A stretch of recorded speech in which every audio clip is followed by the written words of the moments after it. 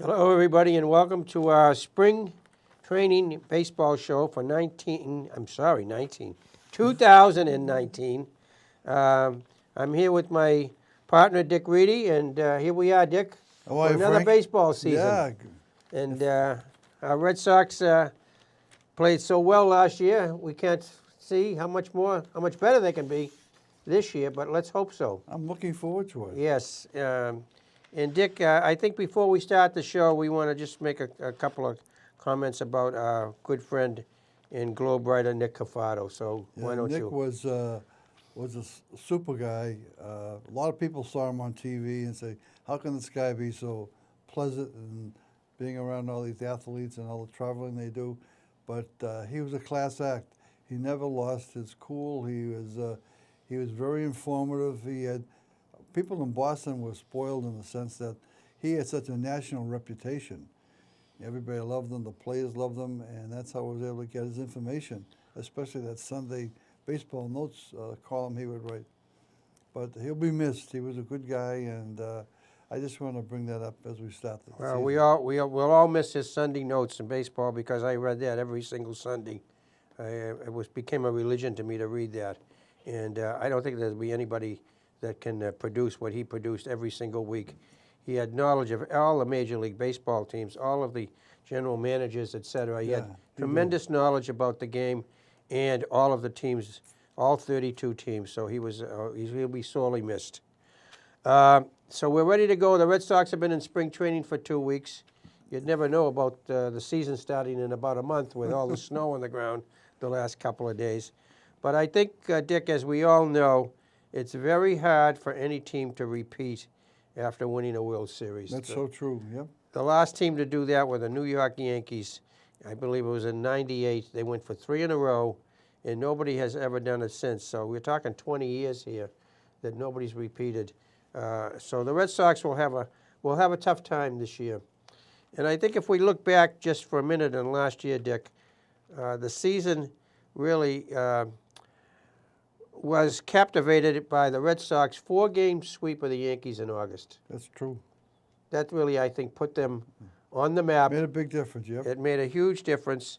They had a 5-game lead at that time, and they beat the Yankees 4 in a row, and they came up to a 9-game lead in the middle of August, even though we had our doubts about could they hang on because we've known what's happened in the past. Right. So I think we have a few things we should be talking about this year's Red Sox team, though, Dick, and one is their bullpen. So I'm going to let you lead off with your comments about what you think the Red Sox bullpen looks like because Kimbrel is gone. Yeah, Craig Kimbrel is gone. As a matter of fact, I don't feel so bad about him going. I thought he started to lose it at the end of the year, and he wasn't as effective as he had been previously.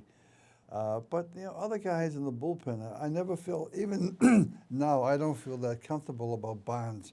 Barnes looks good some days he does not.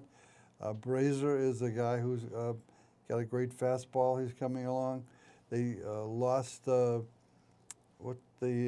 pitcher they went out to the Dodgers. Kelly. Yeah, Joe Kelly. Joe Kelly.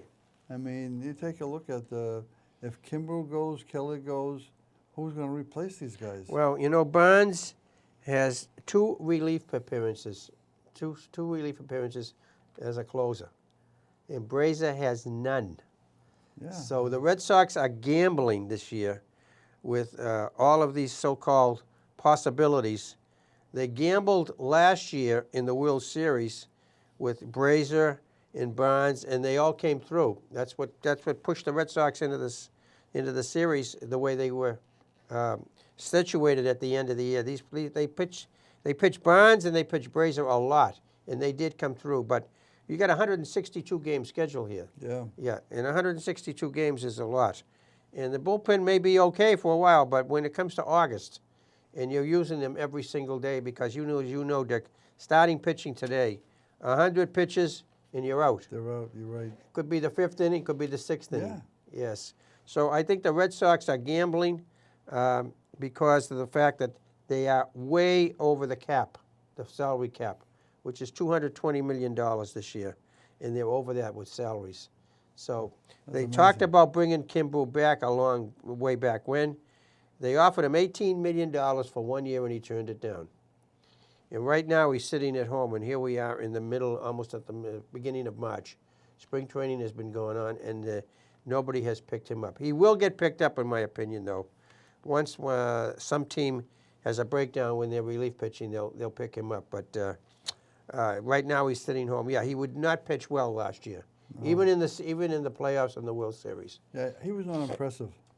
Very unimpressive. I'm sorry. Go ahead. He is impressive, but he lost his edge. And that happens, Dick, with relief pitching, as you well know. Yeah. They pitch 3 or 4 or 5 years, and then they just fall off the cliff. And this may be what's happened to him. He gave up a lot of home runs. He gave up 8 home runs last year. Yeah. Yeah. And he was in trouble on almost every inning that he pitched. Walks. He couldn't throw that curveball. So I think the Red Sox are going to have to really look around and see what can happen here come mid-season in terms of relief pitching, because that's the story of this game. Baseball is now relief pitching. Oh, sure. Yeah, the starters pitches. Your comments, Dick, on what you think the Red Sox starting pitching might look like? Well, they've got those 4 guys coming back, and the Porcello, who's the guy? Price. Price. Yeah. Yeah. Price pitched well in the playoffs and the World Series last he year. did. Yep. Yeah. And Yeah. I think he wants to continue to show the Boston fans he can do it. Yeah, well, it's time that he does show us that he can do it. This is going to be his 3rd year here. Eduardo Rodriguez has a lot of good stuff, but he can't control it. And in the 5th inning, he's got 100 pitches, and so he lasts. He's out. He's out. He's out. So Rodriguez is the other one. Porcello is the guy that didn't miss a start last year. He gave you a lot of innings. Yeah, he did. And I think that's the big thing in terms of pitching. So the Red Sox starting pitching, and now we get to the point of Chris Sale. Chris Sale, wow. What happened to him at the end of last year? He, The last 2 months, he pitched 17 innings. yeah, we overpitched him for sure. Not that he didn't want to pitch. I mean, he demanded the ball. We gave it to him. When he pitched well, he was phenomenal. But I think they ruined his arm, his shoulder. And does he have it anymore? I don't know. You never know. I mean, baseball is a funny sport in the sense he's a tall guy, but there's no beef to this guy. That's right. There's no beef. He's not a Roger Clemens. Yeah. With a lot of, he's very, very, very frail in that regard. Yeah. And he throws a lot sidearm as opposed to, throwing over the top. Yeah. He throws sidearm. So I think he's a question mark this year. They tried to slow him down even last year. The year before, they really worked him. Last year, they realized that he breaks down in August. That's been his history. Yeah, that's true. Yeah, it's been his history. Even with the White Sox, he broke down in August. And so I think they're going to really schedule out him with maybe even only throwing 5 or 6 innings, even if he's pitching well. And that's where the bullpen comes in even more so. Yeah, geez. So Chris Sale is a question mark here as to what can happen. Can Price come back now after last year and pitch the season and do well? We don't know. Yeah. I think it's a question mark. I agree with you. I mean, these guys have pitched well over the years, but comes a time in their career where they can't go the full 8 or 9 innings, and they lose their edge. And I don't know who there's anybody. There's nobody I see in the minors who's going to come up and replace them. They signed a lot of pitchers in this fall and spring after the season ended that are, I call, mediocre. They signed them to minor league contracts. I think they're hoping that somebody will come out and shine and do something. But I still say that it is an issue. And I think a big miss is Joe Kelly, who pitched very well in the playoffs. Yeah. And he had his moments in the season, but he had 73 relief appearances last year, more so than anybody else. So I'm not so sure who the Red Sox can find for 73 relief pitches coming in this season. So that is going to be the issue, in my opinion, is whether the Red Sox can maintain their pitching. Because we all know that in baseball, pitching is king. No question about it. Pitching is king. You see it in the big games because you don't see the number 4 and 5 starters in the World Series, in the playoffs. You only see the top 3 pitchers most likely. And the Red Sox gambled last year when they brought in Porcello, they brought in Chris Sale in the 8th innings, 9th innings to finish off in the World Series and the playoffs. But you can't do that during a 162-game series. Even Rodriguez wasn't that good. And even Rodriguez, right. So we'll see what happens. But there are no teams in baseball that are perfect. You're right. Everybody faces the same situation. They all face the same situation. I think the Red Sox are going to face a tough Yankee team this year. Oh, boy. The Yankees have beefed up their bullpen. They've done a remarkable job. Yeah, they have. They beefed up their bullpen. They took this guy, Britton from Baltimore, and they have him this year. They got Chapman this year. They got Betances this year. They had those 2 last year. But I think the Yankee bullpen is by far the best in baseball. And the Yankees are no slouch with the bat either. So I think the Red Sox are going to have their work cut out for them with the Yankees this year. I think the Yankees will give them a harder time than they did last year. And I would hope the Red Sox can stay even with the Yankees in terms of their series. They got 19 games with the Yankees this year. I think, though, Frank, we may be disillusioned at the beginning of the year. But as time goes on, the Yankees' strength is going to show with the people you just talked about. You know, they got a strong bullpen, good starting pitchers, good hitters. I mean, they look like the club to beat. They are the club to beat. There's no question. In the American League East, even in the American League, I think they are the club to beat. Yeah. I don't see any other team that's really strong enough to compete with the Red Sox and the Yankees. Those are the 2 strongest teams. And we also remember last year that the Red Sox started the season off at a 17-2 record. Yeah, they did. They lost the opening game of the season, and all the boo birds were out about Cora. And but it seemed to me that you can count on one hand how many wrong moves Cora made last year. He didn't make many. No, he was quite good. He was quite good last year in terms of moving them around. Well, I think, just to interject for a second, Brian Cashman, he's been the general manager for a period of time. Many years. He's done a great job with that club, and his skill in putting that club together is going to be a big competitive aspect. I think it's a very big competitive aspect for the Red Sox this year. It would not surprise me if the Yankees do win the American League East this year. Yeah, I think there's one other big hole here that we need to look at, and that's second base. Yeah. Dustin Pedroia. Dustin Pedroia. I mean, he has had no baseball really in the last 2 years. He's back in spring training, and I heard Tony La Russa last week talk about him, and they really don't know at this point whether he's got the stamina to come back, whether he has the physical ability to come back and play. They said they were going to find out after he played 2 consecutive games, you know, how he's felt. And he has not done that so far in spring training. And Cora has said that he does not want to use his starting team, his regulars, as much in spring training games this year as they have in the past. So most of them are only going to play 2 or 3 innings, not until the 3rd week in March, 2nd or 3rd week in March, where they will get more playing time because he feels that the drag on them for the playoffs and the World Series, because when you get in the playoffs and World Series, you know it's another month of baseball. oh, God, yeah. Yeah, and that's what happened last year. So he wants to pare down the playing time in spring training. I personally think that spring training is much too long anyway. Yeah, it is. They just try to recapture their cost. And they have a lot of fan base in Florida. All the teams do. All the teams have a lot of fan base. I think the regulars need 2 weeks. I think if they want to look at these rookies, then I can see them a month. But these pitchers came back, I think, the 20th of February. Yeah, they did.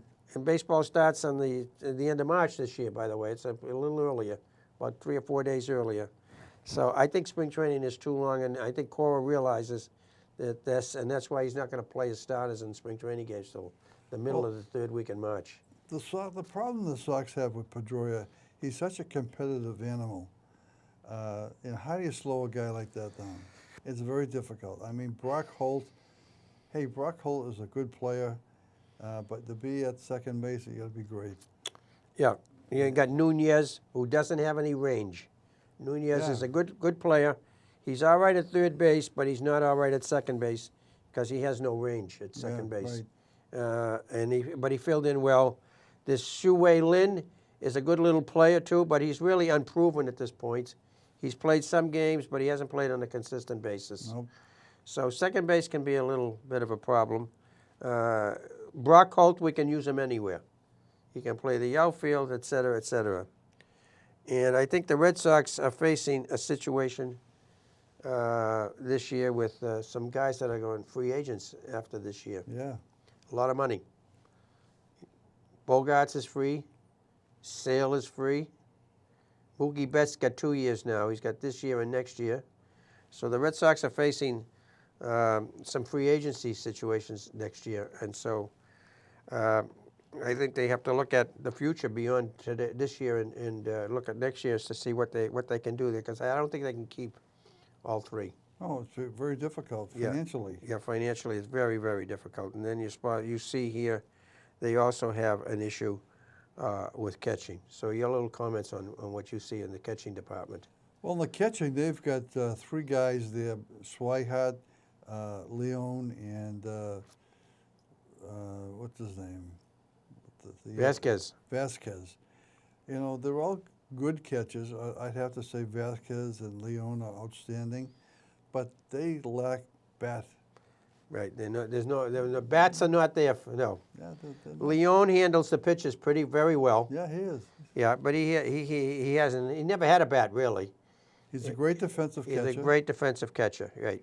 And you're right. He does handle the pitches quite well. Vasquez has come along since he first started with us, but Blake Swihart, his defense has improved, but it was so bad at one time. It was. They had to get him up just to be a regular catcher. It has not fared out well.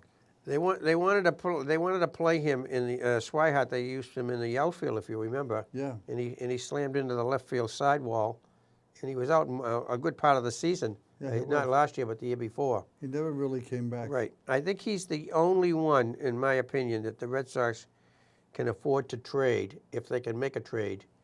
But I think it's a little late at this point in time, unless something happens to some key player with another team, and they use him as trade for a relief pitcher. But I don't see that happening at this point. Yeah, but do the Sox want to carry three catches? No, I think three catches. Yeah. You cannot carry three Too catches. much, you know? Yeah, too much. And Your comments on what the commissioner of baseball is trying to do this year with the pitch count. With the pitch clock. well, the pitch clock. I think they're about to abandon that if they haven't done so already. They tried that in the minor leagues, and it went over okay. But to bring it up, the pitchers do not like the idea of a pitch clock, and if the players don't like, it's going to be very difficult to implement. I think it's going to be very difficult to implement. They haven't implemented it in the past anyway, and it's not. And I don't think it's going to happen. But I think you're going to see in the next 2 years two things that they're talking about: the DH in the National League. They want to make the roster from 25 to 26. So the National League might have a DH in there in a couple of years. I don't think they're going to implement it now because these teams in the National League especially have been focusing on what they've had in the past. They have no DH, and they've made their roster accordingly. They've filled that roster based on that concept. But I think if the DH goes in 2 years, then the National League will then be looking at their roster per se, and they're going to include. There's a 25-man roster now. They want to make it a 26-man roster in 2 years, after the next 2 years, after this year. So I think you're going to see the DH in there. That gives somebody else another longevity stint in the major leagues as to being a DH for another, till they're 92, so to speak. Yeah. So I think you're going to see the DH in the National League come the next couple of years. I think also, Dick, that the relief pitching, there's also talk that now you can see the relief pitcher comes in, he has to pitch to one batter. and then he can come out, unless he's injured. They want to change that. They want to make it 3. They want the relief pitcher to face at least 3 batters. So that takes out the strategy of a left-handed pitcher against a left-handed batter. Yep. Then you take him out because the next batter is right-handed, and then you bring in a right-handed relief pitcher. That slows the game down dramatically, as we all know. And the concern with baseball is that the game is slow in many respects. So your thoughts? Well, I think that they're still playing around with so many things. I don't think they know where they're going. You know, Manfred had some ideas when he came in. I don't know if that's going to play a big role. What I wanted to mention while we're talking about changes, you know, on the West Coast, the minor leagues have been playing without an umpire at home plate. And they've been using these robotic tools so that you know, you're seeing the box on the frame on TV, you know? Yes. And the West Coast has been using a lot of that activity. And so they're thinking of, hey, maybe we don't need the umpire, but hopefully that'll speed up the game. Whether that, I'm not too sure, but to your point, that baseball is looking at a number of ways to enhance and speed up the game, and I don't know what the solution is. It's not easy, but you know, I'm not, maybe because I've watched too many baseball games, that doesn't interest me in speeding up the game that much. I go to a game with a friend, and generally we're talking during the game, and that's the beauty of baseball. And it goes on, but the whole idea of speeding up is, they still have to do some more work on that as far as I'm concerned before they put these changes in place. I think that's going to happen, Dick, but I think that there's some talk still about what you're talking about, robotic. Baseball is a game where I don't think we're going to have that happen. The human element in baseball is still going to be there with the umpiring. We do now have instant replay, as you well know. Yep.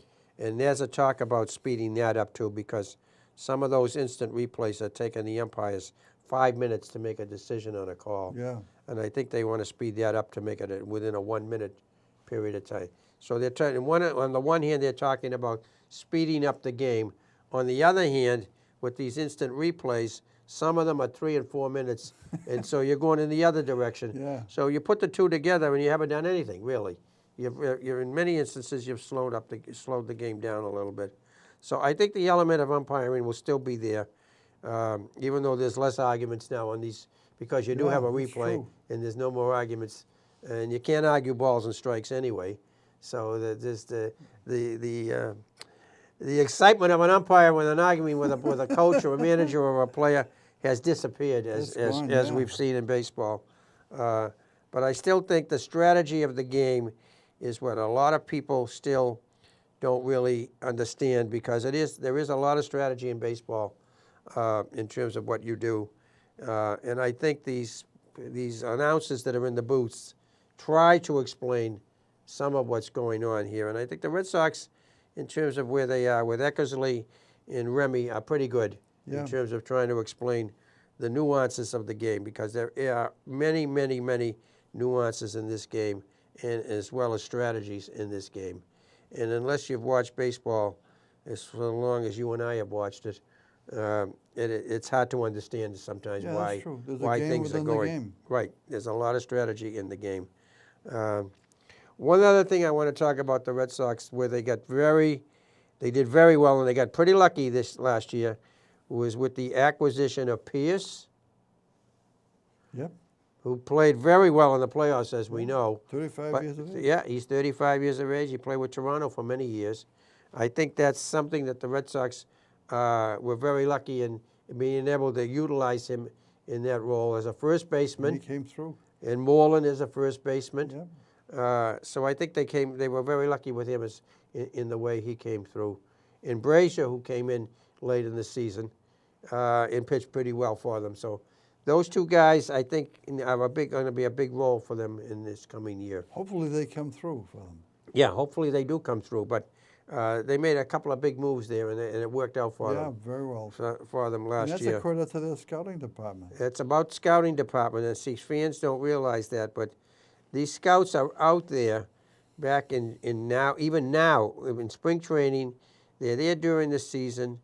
And as you know, July 31st is a deadline for trading. And then subsequent to that, you have the waiver wires, what they call the waiver wires, where some guy gets released and then somebody can pick him up. Yep. But the last place team has the first option of picking up somebody like that. Again, another nuance in the game, where the last place team has the right to pick up somebody who's been released after July 31st. So the Red Sox scouts went out there this year looking to fill a spot like that, and they did that all during the season, and they come up with Pierce, who did very well for the Sox, who has a little power. Oh, my gosh. Yeah, he had a little power. Even during the regular season, he had some power. So I think they did well there in terms of what they're doing. Plus, he's a dyed-in-the-wool Red Sox fan. Yes. Even when he played for these other clubs. That's right. He grew up in this area. I think he grew up in Wentham or Weymouth or somewhere down in southern Massachusetts here. Yeah. So I think the Red Sox are going to give us an interesting season. Are our expectations too high? I don't think so, but I wouldn't be shocked to see the Yankees win the American League East this year and get into the World Series this year. That's true. Yeah, I think pitching, again, as I say, is a major area. I don't see any other team in the East coming close to the Red Sox. I don't see Toronto doing anything. I don't see Baltimore doing anything. But I just want to spend a minute on this. Tampa Bay. I was just going to mention them, yeah. Go ahead. Tampa Bay, with what they did last year, and their manager was outstanding, and how he put the lineups together, put his club together. They come to play, and not every club does that. These guys, whatever the manager's doing, he's getting the guys ready to play, and they come in and they give you their all, and I'm impressed. Tampa Bay won 90 games last year. Yeah. Nobody seems to realize they won 90 games, and they never had a starting rotation. They would throw a guy in the first inning, he'd pitch one inning, maybe two. Yeah. Then they'd put another guy in there for 2 or 3 innings, and they did that a good part of the season. And they come up and they played very good baseball. They played sound baseball, and winning 90 games. Most people don't realize 90 games. That's a lot. That's a lot of games to win, and that puts you in contention. Yeah. A lot of teams with 90 wins are in the playoffs. But last year, when you see the Red Sox and the Yankees, no. So I think we're going to wrap this up in another minute or so. I think we would love to come back here sometime just before the All-Star game, which is about halfway through the season. And let's hope our Red Sox are at least in contention this year. But they are going to be an interesting team because they still have a lot of bats in the lineup.